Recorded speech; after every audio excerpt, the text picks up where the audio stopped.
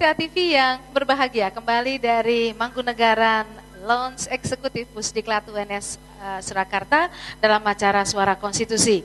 Dan kalau tadi kita sudah berbincang tentang persoalan-persoalan administrasi kependudukan, bagaimana undang-undang telah mempermudah persoalan administrasi kependudukan, namun bagaimana realitanya di lapangan karena memang masyarakat ternyata masih juga belum puas dengan layanan kependudukan. Maka saya akan langsung saja kepada Pak Warto. Ini bagaimana sih sebenarnya tanggapan Bapak kaitannya dengan apa yang disampaikan oleh Pak Ari? Apa betul persoalan pelayanan administrasi kependudukan ini sudah sebegitu membuat ketidaknyamanan pada masyarakat tertentu? Silakan Pak Warto. Baik, terima kasih Bu Suni, Bapak Ibu sekalian yang saya hormati. Perlu saya sampaikan di sini bahwa Undang-Undang Nomor 24 Tahun 2013 sebagai perubahan atas Undang-Undang Nomor 23 Tahun 2006 tentang administrasi kependudukan, ini betul memang substansi perubahan ini memberikan kemudahan kepada masyarakat. Kami berikan beberapa hal substansi perubahan itu sendiri. Yang pertama tadi sudah disampaikan oleh Pak Narno bahwa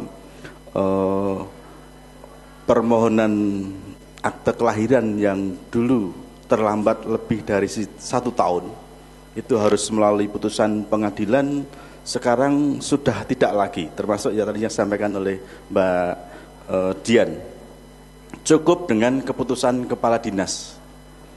Ini di lapangan sudah luar biasa, animo dari masyarakat yang dulu belum punya karena beberapa faktor penghambat tentang pengurusan.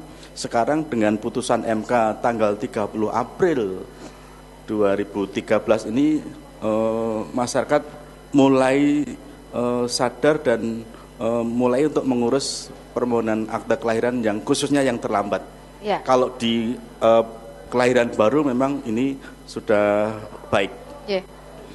Kemudian tadi untuk masa berlaku KTP elektronik ini betul, jadi yang dulu sudah tertulis 5 tahun sekarang menjadi seumur hidup.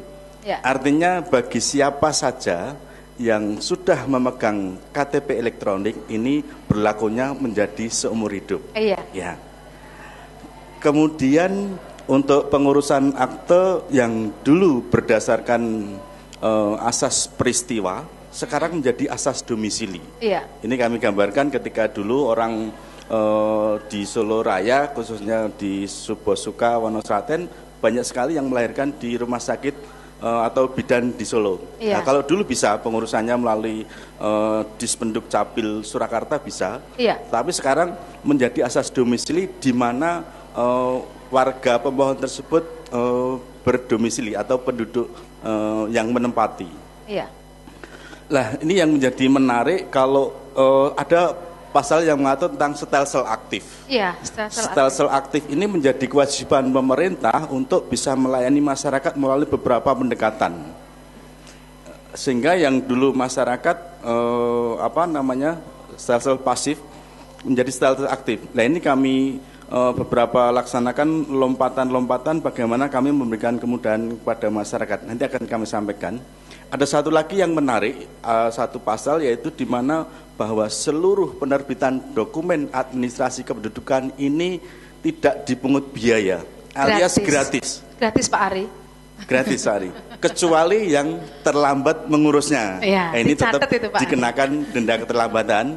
Ini dimaksudkan untuk mengedukasi kepada warga masyarakat. Untuk pemerintah Kota Surakarta, ini melalui kebijakan yang terhormat Bapak Wali Kota dan Bapak Wakil Wali Kota, itu sejak tanggal 21 Januari 2014 kemarin sudah mulai gratis.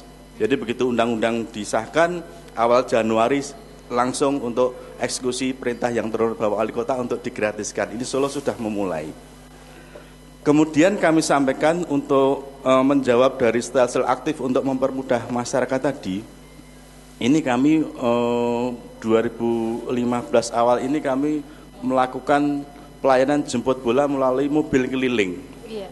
Kami setiap hari Selasa dan Kamis menjadwalkan turun kepada kelurahan-kelurahan, di mana mobil keliling itu di dalamnya dilengkapi dengan peralatan jaringan IT. Sehingga setiap permohonan, apakah itu akte kelahiran, akte kematian, KK dan KTP, sepanjang persyaratan lengkap saat itu juga ditunggu gratis, ditunggu selesai. Nah ini yang coba kami berikan untuk kemudahan-kemudahan kepada masyarakat Pak Ari. Hingga saya berterima kasih atas masukan dan koreksinya. Sehingga termasuk juga dari sisi percepatan pelayanan.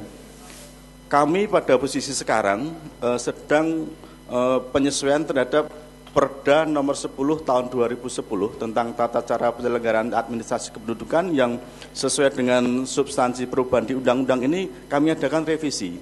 Pada posisi sekarang sedang dilakukan pembahasan di DPRD. Nah, dari sisi alokasi percepatan waktu yang dulu di Perda lama ini 14 hari kami potong untuk menjadi 7 hari di Perda. Tetapi niatan kami ketika permohonan ini nanti selesai, apakah itu KTP tetap 1 jam yang sepanjang persyaratan dan lengkap, oke, ini menjadi kebijakan wali kota dan itu perintah tetap kami laksanakan. Kemudian kembali pada 7 hari tadi, sepanjang itu nanti misalnya 1, 2 atau 3 hari selesai, kami akan informasikan kepada masyarakat.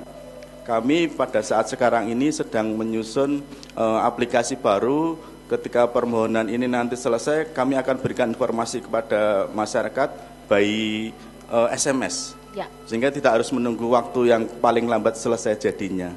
Ini yang beberapa hal yang perlu kami sampaikan terhadap beberapa pengurusan. Kemudian yang untuk Pak Hari, KK dan KTP bisa diurus di tingkat kecamatan Pak Hari, tidak perlu ke dinas. Hanya yang persoalannya ketika KTP elektronik, yang seperti tadi Pak Ari sampaikan untuk pengurusan putranya, kami dihadapkan pada blanko KTP elektroniknya. Dari sisi peralatan, sumber daya manusia dan yang lain-lain kami sudah siap. Hanya kewenangan pengadaan blanko KTPL ini yang menjadi kewenangan pusat. Sehingga kami harus menunggu distribusi dari blanko itu. Ketika blanko disediakan, kami sudah siap untuk melaksanakan itu. Tetapi kalau yang KTP non elektronik ini bisa dilaksanakan di kecamatan dan kelurahan dan tidak harus ke dinas. Baik. Begitu sementara terima kasih dari Pak Warto yang dari Dispenduk Capil. Ini suatu hal yang menarik dan mestinya kita sinkronkan dengan Pak Ari. Jadi apa yang disampaikan oleh Bapak ini kan setelah Januari ya Pak ya. Jadi sebelum itu masih dipungut biaya.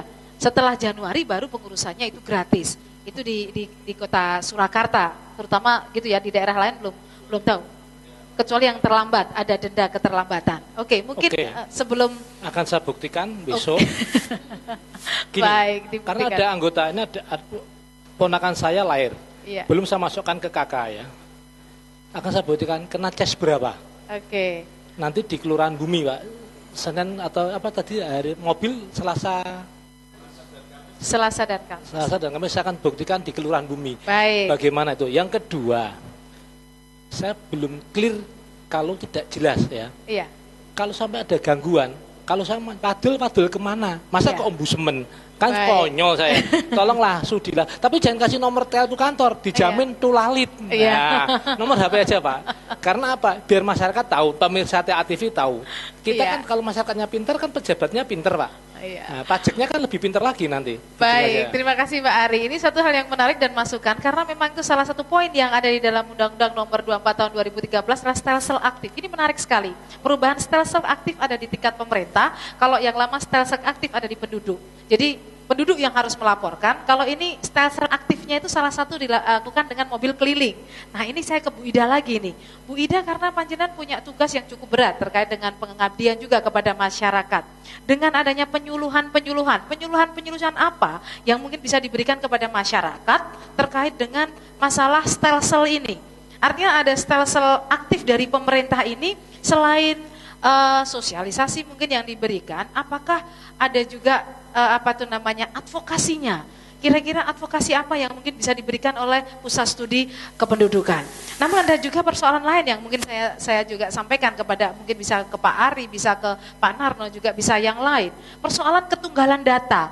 Ketunggalan data yang diatur di dalam poin Undang-Undang Nomor 24 Tahun 2013 itu, bahwa data tunggal itu dari Dispenduk Capil ya Pak. Tapi kita juga punya BPS, Badan Pusat Statistik. Kemudian kita undang, kemudian ini nggak datang ini, sebenarnya mau saya cross check. Kenapa data yang dipunya oleh BPS itu nggak pernah sama dengan yang dipunya Dispenduk Capil? Nah nanti juga bagian yang akan dijelaskan oleh Pak Ari. Mungkin Bu Ida dulu menjelaskan tentang layanan apa untuk supaya undang-undang juga perda yang sedang digodok ini betul-betul bisa berjalan, harapan Pak Ari dan warga negara yang lain bisa tercapai gitu. Baik, terima kasih Bu.